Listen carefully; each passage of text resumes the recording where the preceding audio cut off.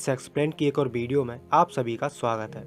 तो आजकल कुछ प्रोपागेंडाबाजों ने पिछड़े और अति पिछड़े लोगों के पिछड़ेपन का कारण अंग्रेजों और मुगलों के मत्थे डालकर अपने बाप दादाओं की करतूतों पर पर्दा डालने की पुरजोर कोशिश कर रहे हैं। ऐसे में कई सारी किताबें लिखी जा रही हैं और कई वक्ता यूट्यूब पर सामने भी आ रहे हैं जो चीख कर ये प्रचारित कर रहे हैं कि जो शूद्र या दलित या पिछड़े हैं उनके पिछड़ेपन का कारण अंग्रेज और मुगल हैं, जबकि सच्चाई ये है कि इसकी जड़ मनुवादी व्यवस्था रही है। और आज जब ये पढ़ लिख रहे हैं, अपने इतिहास को जानने लगे हैं और जानने लगे हैं क्यों और कैसे इन्हें पिछड़ा कर दिया गया, सदियों तक कैसे इनका शोषण होता रहा, तो उनको गुमराह करने के लिए मनुवादी चिलगोजे तरह तरह के प्रोपागेंडे चला रहे हैं। पिछली वीडियो में मैंने स्टिंग यूट्यूब चैनल के विज्ञान को धर पकड़ा था, लेकिन जब वीडियो के कमेंट में इसके एक और वीडियो को एक्सपोज करने के लिए कई कमेंट आए तो मैंने वीडियो देखा और वीडियो देखने पर पता चला ये कितने जाहिल और नीची सोच रखते हैं और भारत के आधुनिक शिल्पकार बाबा साहब डॉक्टर भीमराव अम्बेडकर जी के लिए क्या मानसिकता रखते हैं। ये महाशय कह रहे हैं कि ये जाति व्यवस्था अंग्रेजों की देन है और उन्होंने हमें बांटा है, हम तो संगठन में रहने वाले लोग हैं। Divide and rule policy. It doesn't really work here in Bharat because this is the land where we always talked about union, not as a teaching, just as an understanding of the existence. मैं आपको बता दूं कि इनके DNA में ही भेदभाव भरा हुआ है और तुम्हारी वजह से ही लोग ही नहीं बल्कि भारत को भी बांट कर रखा है। पहले वर्ण व्यवस्था, फिर जाति, फिर उपजाति में बांटकर भाई भाई को एक दूसरे का दुश्मन बना रखा है। What if I tell you it's written in Manusmriti? This will end the Dalit debate. ब्राह्मण, क्षत्रिय, वैश्य ये तीनों वर्ण द्विजन्मा कहलाते हैं और चौथा वर्ण शूद्र एक जन्मा कहलाता है, अन्य पांचवा वर्ण नहीं है। इस भाई ने मनुस्मृति का श्लोक दिखाया जिसमें बता रहा है कि वर्ण 4 ही होते हैं, जिसमें ब्राह्मण, क्षत्रिय, वैश्य द्विजन्मे हैं और शूद्र एक जन्मा है। पर वर्ण 4 ही है, पांचवा कोई वर्ण है ही नहीं। क्या एक श्लोक दिखाने से ये साबित हो जाएगा कि ये भेदभाव मनुवादियों की देन नहीं है बल्कि अंग्रेजों और मुगलों की देन है? आज मैं इन्हीं की बुक से इनकी खाल खींचूंगा। वैसे तो ये लोग ऋग्वेद को सबसे पुराना मानते हैं और इनका ऋग्वेद ही भेदभाव की शुरुआत करता है। ऋग्वेद के मंडल 10 के 12वें श्लोक में देखिए, इसमें साफ तौर पर लिखा है कि ब्राह्मण परमात्मा के मुख से, क्षत्रिय उसकी भुजा से, वैश्य उसकी जंघा से और शूद्र उसके पैरों से पैदा हुआ है। और यही श्लोक मनुस्मृति में भी लिखा हुआ है, पर इसे थोड़ा सा मॉडिफाइड किया हुआ है, जिसमें लिखा है कि पैर सबसे नीच होता है और मुख सबसे अच्छा माना जाता है। अब इसका मतलब क्या हुआ कि मुख से जन्म लेने वाला ब्राह्मण सबसे अच्छा है और पैर यानी कि शूद्र नीच होता है। इससे साबित होता है कि इनकी किताब है भेदभाव से भरी पड़ी है। ऐसे कई श्लोक है, कई उदाहरण है जिनसे साफ साबित हो जाता है कि लोगों के बीच जो भेदभाव की खाई है वो मनुवादियों ने ही बनाई है। सबसे पहले इनने लोगों को वर्ण में बांटा, फिर इससे भी पेट न भरा तो लोगों को उपवर्ण या जातियों में बांट दिया और जाति से भी उपजाति में बांट कर रखा। और बात करते हैं संगठित होने की। They didn't mean to say Shudra is a lower caste. They mean to say people who are low in wisdom. So one can become a great leader, revered by many people, but know nothing about the cosmos is a Shudra.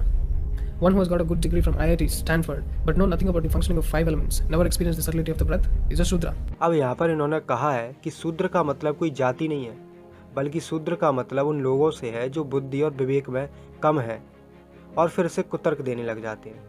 अब मैं आपको बताता हूँ कि ये जाति व्यवस्था भी इन्हीं ब्राह्मणों की ही देन है। आप व्यास स्मृति के अध्याय की श्लोक देखिए जिसमें लिखा हुआ है कि बढ़ई, नाई, ग्वाला, आसाप, कुम्हार, बड़िक, किरात, कायस्थ, माली, कुटुंबी, चर्मकार, भट्ट, भील, धोबी, पुष्कर, नट, बुरुड़, मेद, चांडाल, स्वपच, कोल और गोमांस खाने वाले अन्य अंत्यज कहलाते हैं। इनमें से एक पर भी दृष्टि पड़ जाए तो सूर्य की ओर देखना चाहिए, इनमें से बातचीत हो जाए तो स्नान कर लेना चाहिए, तब द्विज यानी ऊंची जातियों का व्यक्ति शुद्ध होता है। अब आगे भी देखना कि कैसे मनुस्मृति ने बची कुची कसर भी निकाल दी है। मनुस्मृति अध्याय 4 में लिखा है कि नट, दर्जी, लोहार, मल्हा, रंगसाज, सुनार, बंसफोर, शस्त्र बेचने वाला, धोबी, रंगरेज का अन्न ना खाए। सुनार का अन्न आयु को और चमार का अन्न यश को हर लेता है। बढ़ई का अन्न संतान को और रंगरेज का अन्न बल को नष्ट करता है। चिकित्सक का अन्न पीप के समान होता है। अब यहाँ ध्यान देने वाली बात यह है कि जो दर्जी है जो कपड़े सिलता है, शस्त्र देने वाला जिससे अपने देश की रक्षा की जाती है, चिकित्सक जो हमें ठीक करता है, ऐसे ही कई जातियों के नाम लिखे हैं जिनका अन्न खाने से उनका बल और यश दोनों नष्ट हो जाएगा। अब कहिए ना कि शूद्र कोई जाति नहीं होती, यहाँ तो नाम तक ले लिए। ये लोग बाकी के मासूम लोगों को भ्रमित करने के लिए ये दुष्प्रचार करते रहते हैं कि वर्ण व्यवस्था कर्म पर आधारित थी ही नहीं बल्कि वर्ण पर थी। इसके एवज में ये श्लोक भी पेश कर दिए, पर मैं बताऊंगा कि मनुस्मृति में ही वर्ण कर्म पर नहीं बल्कि जाति पर आधारित थी। विश्वास नहीं होता ना, तो मनुस्मृति के अध्याय 2 के श्लोक के देख लीजिए, जिसमें साफ साफ लिखा है कि ब्राह्मण का नाम मंगल सूचक शब्द से युक्त हो, क्षत्रिय का बल सूचक शब्द से युक्त हो, वैश्य का धनवाचक शब्द से युक्त हो और शूद्र का निंदित शब्द से युक्त हो। अब जब बच्चे का जन्म होता है तो उसका नामकरण तो होता ही है, और नामकरण में ही आपने जाति भेदभाव घुसेड़ दिया। कर्म तो बाद में ही करेगा ना भाई, उसे पहले कर्म तो करने दो। अब कुछ लोग कहेंगे कि नामकरण तो बाद में भी हो सकता है जब उसने कुछ कर्म कर लिया हो। चलिए ये भी देख लेते हैं। निर्णय सिंधु पेज नंबर 398 पर साफ लिखा है कि ब्राह्मण का नामकरण 10 दिनों के बाद करें, क्षत्रिय का 12 दिनों के बाद, वैश्य का 16वें दिन और शूद्र का 31वें दिन नामकरण करना चाहिए। यानी कि शूद्र के बच्चे का नामकरण 1 महीने में होगा। तो 1 महीने में बच्चा भला ऐसा कौन सा कर्म कर देगा कि उसका नाम जाति के आधार पर रख रहे हो। अब आगे भी देख लीजिए। अब आगे भी इन लाल भुजक्कड़ों का कहना है, ये अपेक्ष लगाते रहते हैं कि बाबा साहेब भले ही संविधान निर्माता थे पर उन्हें संस्कृत नहीं आती थी। उन्होंने विदेशियों के किए गए गलत अनुवाद पर यह भ्रम पाला और मनुस्मृति को जला डाला। Who were the Sudras? Firstly, let's make this very clear that he didn't know Sanskrit. He himself has written that. On page number 5, he wrote that, if the warning for the reason that I cannot claim mastery over the Sanskrit language, I admit this deficiency, but I do not see why it should disqualify me altogether from operating in this field. There is a very little of literature in the Sanskrit language which is not available in English. The want of knowledge of Sanskrit need not therefore be a bar to my handling a theme such as the present. For I venture to say that the study of blah blah blah 15 years nonsense. पहले बात करेंगे क्या उन्हें संस्कृत आती थी या नहीं आती थी। यहाँ साफ साफ लिखा गया है कि अगर वो संस्कृत में निपुणता का दावा नहीं कर सकते तो वो इस कमी को स्वीकार करते हैं। यानी कि जिस भी बुक को हम पढ़ रहे हैं जरूरी नहीं कि हम उसमें पारंगत हो। अगर हमें वो समझ में आ रहा है और हम दूसरों को समझा सकते हैं तो इसका मतलब ये थोड़ी ना हुआ कि हमें बुक पढ़ना ही नहीं आता। उन्होंने खुद कहा है कि अगर इसमें इन्हें अयोग्य ठहराया जाता है तो ये उनकी नज़र में गलत है। जाहिर सी बात है कि कोई भी इंसान हर चीज़ में 100% नहीं हो सकता, पर इसका ये मतलब तो नहीं कि आप ऐसे व्यक्तित्व पर सवाल करोगे, उन्हें अयोग्य ठहराओगे कि उन्हें संस्कृत नहीं आती। पहले अपने को सुधारो कि किस तरह से अपने लोगों को गुमराह करने के लिए मनुस्मृति के उन श्लोकों को दिखाया जिसमें केवल आपका फ़ायदा हो और लोग आपको सही समझें। सच्चाई तो ये है कि बाबा साहेब को संस्कृत आती थी और इसका अध्ययन वो किया करते थे। मैं इसके लिए कोरा का रेफरेंस दूंगा, जो एक ऐसा प्लेटफॉर्म है जहां लोग सवाल पूछते हैं और जिन्हें पता हो वो आंसर कर सकते हैं। मैं स्क्रीन पर भी शेयर कर दे रहा हूं। यहाँ पर लिखा हुआ है कि डॉक्टर अंबेडकर ने जर्मनी से संस्कृत सीखी थी। उन्हें भारत में संस्कृत लेने के लिए अलाउ नहीं किया गया था। संस्कृत एक देववाणी के तौर पर जानी जाती है और ब्राह्मण लोग नहीं चाहते थे कि किसी अछूत को संस्कृत पढ़ाकर अपनी भाषा को दूषित करे। लेकिन अंबेडकर संस्कृत को सीखने के बहुत ज़्यादा इच्छुक थे। उन्होंने 2 महीने में जर्मनी में संस्कृत सीखी और उसके बाद वे कुछ लोगों को ट्यूशन देने लगे जिससे उन्हें कुछ फाइनेंशियल सपोर्ट हो। बाद में जब वो मुंबई में और फिर दिल्ली में रहते थे तब भी वो पंडित हौसकर नागप्पा शास्त्री और पंडित सोहनलाल शास्त्री से संस्कृत का लगातार अध्ययन करते रहे। इसी विषय पर एक किताब भी लिखी गई है, संस्कृत अभिमानी डॉक्टर अंबेडकर, जो उनकी संस्कृत को सीखने की ललक को दिखाता है। अब मैंने इसे लाइटली क्यों लिया, सवाल तो आया ही होगा, इसलिए मैं ये बता देता हूँ। दरअसल इस पोस्ट पर एक व्यक्ति ने कमेंट किया जो नागप्पा शास्त्री के पोते हैं, मिस्टर बैलीगर मंजूनाथ, और उन्होंने लिखा है कि डॉक्टर अंबेडकर ने मेरे दादाजी नागप्पा शास्त्री के साथ 1930 से 1943 तक मुंबई में संस्कृत सीखी थी। वे आगे लिखते हैं कि पंडित नागप्पा शास्त्री ने सत्य शोधनम, गांधी की ऑटोबायोग्राफी का संस्कृत में भी अनुवाद किया, जो भारतीय विद्या भवन द्वारा प्रकाशित है।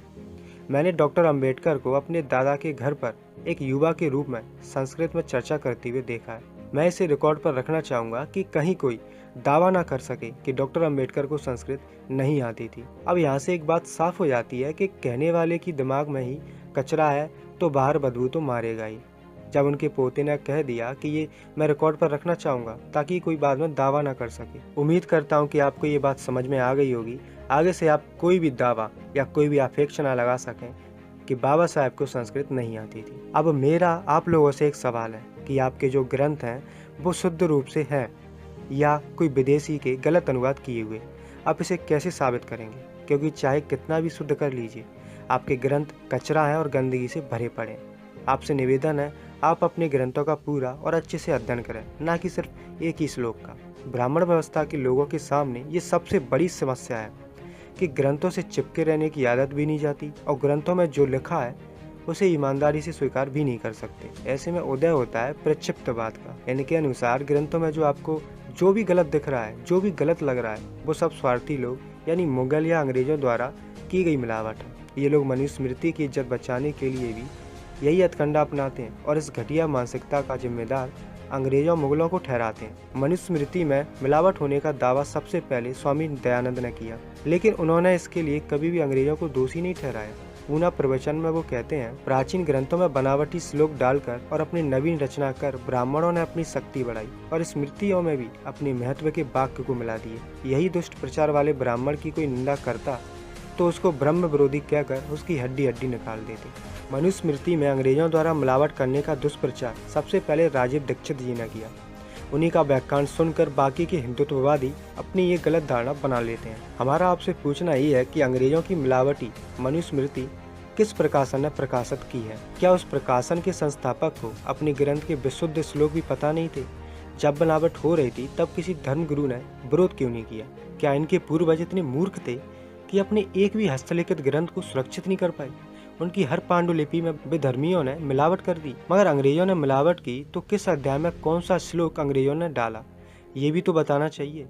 वैसे ये लोग स्त्री शूद्र विरोधी श्लोक और विज्ञान विरोधी श्लोक प्रक्षिप्त मानते हैं, मिलावटी मानते हैं, लेकिन ये सारे श्लोक हजारों की संख्या में मनुस्मृति के अलावा भी अन्य ग्रंथों में भी है। अब धर्म की इज्जत बचाने के लिए किस किस ग्रंथ के कितने कितने श्लोक मिलावटी घोषित करोगे? भाई लास्टली तो एक ही बात कहना चाहूंगा कि जिनके बाप दादाओं ने पूरी दुनिया में जग हसाई कराई थी, जब इनके बाप दादाओं में कोई भी ऐसा काबिल नहीं था जो अंग्रेजों को ये दिलासा दिला सके कि भारत को आज़ाद कराने के लिए जिस संविधान की आवश्यकता है उसे कोई लिपिबद्ध कर सके, आज उनकी औलाद है संविधान और संविधान निर्माता पर उंगली उठा रही है। उम्मीद करता हूँ कि वीडियो आपको जरूर पसंद आया होगा, तो इसे ज़्यादा से ज़्यादा लोगों तक पहुँचा दीजिए, शेयर कर दीजिए, ताकि बाकी के लोग इन चिलगोजों के जाल में ना फंस सकें। धन्यवाद।